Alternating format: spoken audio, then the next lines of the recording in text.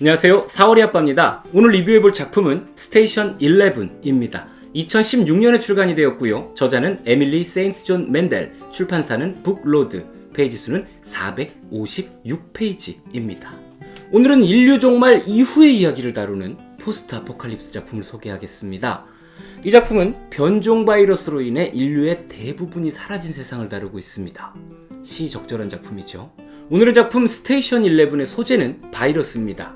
하지만 그저 배경으로만 활용이 될 뿐 바이러스 근원을 찾는 추리라던가 치료제를 찾기 위한 모험 같은 이런 역동적인 이야기가 아니라 이미 과거가 돼서 기억 속으로 사라져버린 문명을 추억하는 이야기를 다루면서 지금 내가 가진 것들에 대한 소중함을 생각하도록 아주 차분하게 진행되고 있습니다. 대부분의 디스토피아 작품들과는 결을 달리하고 있다는 얘기죠.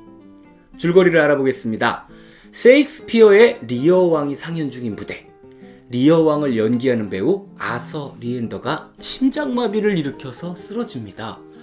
그는 한때 잘 나갔던 배우로 여러 번의 결혼을 했고 수많은 추문과 추한 행동으로 얼룩진 삶을 살아왔는데요.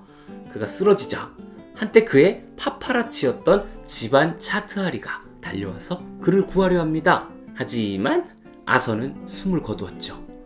무대 위에는요, 그 모습을 지켜보면서 울고 있는 아역배우 커스틴 레이먼드도 있었습니다. 이 작품 안에서 아서라는 인물은요, 매우 중요한 연결고리 역할을 담당할 겁니다.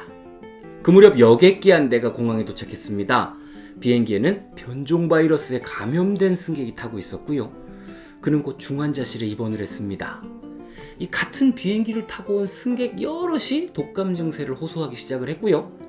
밤이 되었을 때는 무려 200명이 넘는 사람에게 전염되었죠. 이 바이러스는 흑해 연안에 위치한 조지아 공화국에서 유행하기 시작한 것으로 아주 짧은 잠복기와 아주 강력한 전염력 그리고 99%의 치사율을 보이는 치명적인 바이러스였습니다. 조지아 독감이라고 이름이 붙은 이 바이러스는 사람들이 손을 쓸 시간도 없이 세계 각지로 퍼져나갔고요. 순식간에 지구상의 거의 모든 사람들이 사망했습니다. 인류는 이렇게 멸망에 이르게 되었죠. 20년이 흘렀습니다. 조지아 독감으로 인해서 인류의 대부분이 사라지자 동시에 문명도 붕괴되어 버렸습니다. 전기도 들어오지 않고 인터넷도 없고 전화도 없고 자동차도 없습니다. 마치 몇 세기 전으로 슝 돌아간 듯 퇴화해버린 사람들. 이들은 지금 대형마트나 레스토랑을 중심으로 드문드문 집단을 이루어서 정착했는데요. 그중 한 마을 앞에 생존만으로는 부족하다라고 딱 쓰여있는 마차 한 대가 도착했습니다. 마차에 타고 있는 인물은 커스틴 레이먼드. 맞습니다. 20년 전 연극 무대에서 아서의 죽음을 보면서 울고 있던 아역배우죠. 이 커스틴은 그 당시에는 여린 아이였지만 문명의 몰락을 겪으면서 가족을 모두 잃고 산전수전 다 겪으면서 자란 지금은 여전사의 포스를 풍기고 있습니다. 그녀는 흩어져 있는 마을을 돌아다니면서 클래식, 재즈 등 이 문명 붕괴 이전의 음악들을 연주하고 셰익스피어의 희곡을 연극으로 상연하는 유랑극단의 여배우로 활동 중입니다. 이들은 2년 전에 방문했던 마을을 다시 찾아왔는데요. 분위기가 그때하고는 많이 달라져 있습니다.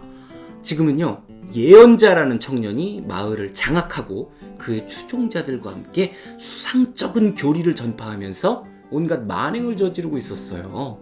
그곳에서 유랑극단은 공연을 진행했고요. 공연이 끝나자 예언자가 그들을 찾아왔습니다. 그리고는 극단의 여성 한 명을 내놓으라는 요구를 합니다. 뭐야? 극단은 급히 마을을 빠져나왔습니다. 곧 이어서 예언자의 추격이 시작되었죠. 그렇게 단원들은 한 명씩 사라지기 시작을 했고요. 여배우인 커스틴도 무리해서 낙오하고 말았습니다.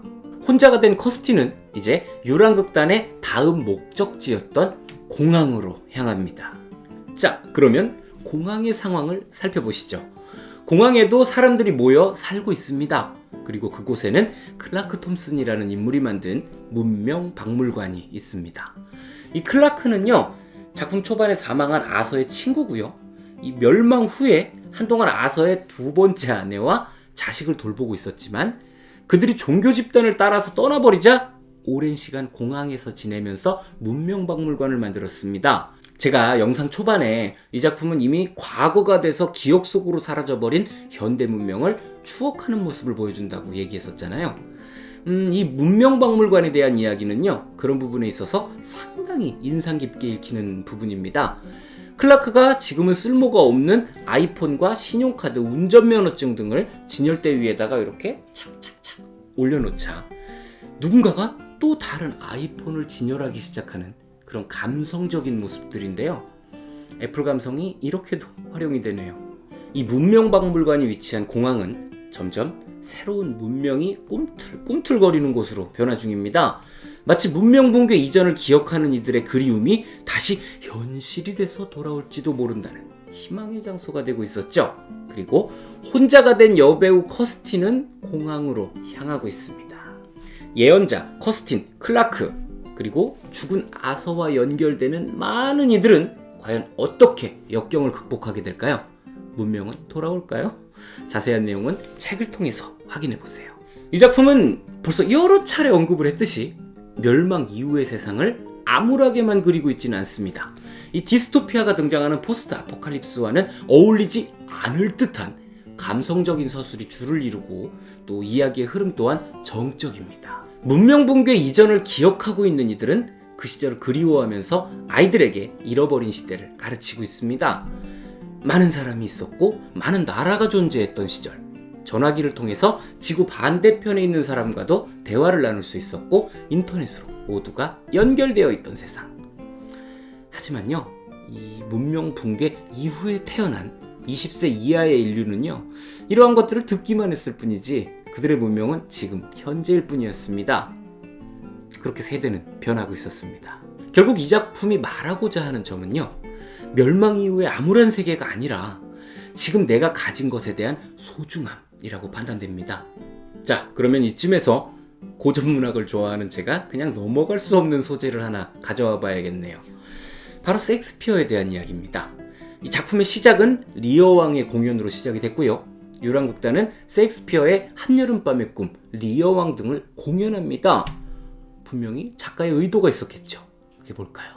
사실 몰라도 읽는데 지장은 없습니다. 하지만 아는 만큼 보인다는 생각에 제 개인적인 생각을 덧붙여 볼게요. 셰익스피어의 한여름밤의 꿈은 1594년에서 1595년 즈음에 쓰여진 것으로 알려져 있는데요.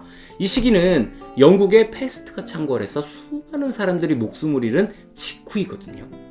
작품 속에 조지아 독감 이후와 비슷한 구성을 지니죠.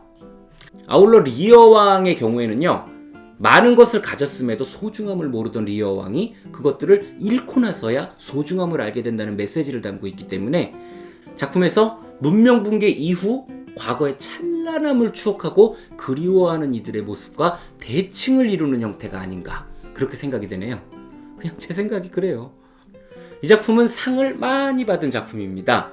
프랑스 추리 비평가협회상, 토론토 문학상, 타임지 선정 최고의 책 등등등등. 아무튼 작품에 대한 찬사가 많은 작품이에요. 아울러 영화로도 제작이 된다는 소식이 있습니다. 작품을 읽는 동안 이 문명 붕괴 이후의 세상이나 여배우 커스틴의 여전사 포스를 시각화한다면 어떨까 하는 생각도 했는데요. 커스틴 역할로 캐스팅이 된 배우가요, 무려 영화 터미네이터 다크페이트에서 강화인간으로 등장했던 배우 맥킨지 데이비스라는 사실을 알고는 무릎을 그냥 탁 쳤습니다. 네, 여기까지가 오늘의 작품 스테이션 11의 리뷰였습니다. 세븐일레븐 아닙니다. 인류 멸망 이후의 모습을 다루지만 혼란스럽고 공포스럽지 않은 아름다운 종말 소설. 모든 것을 이룬 뒤에야 그 소중함을 깨닫고 후회했던 리어 왕처럼 되기 전에 이 책을 통해서 지금 우리가 가진 것들을 되돌아볼 수 있었으면 좋겠네요. 저는 또 다른 작품으로 여러분을 만나러 오겠습니다. 즐겁게 감상하셨다면 구독, 좋아요, 알림 설정까지 꼭 부탁드리겠습니다. 감사합니다.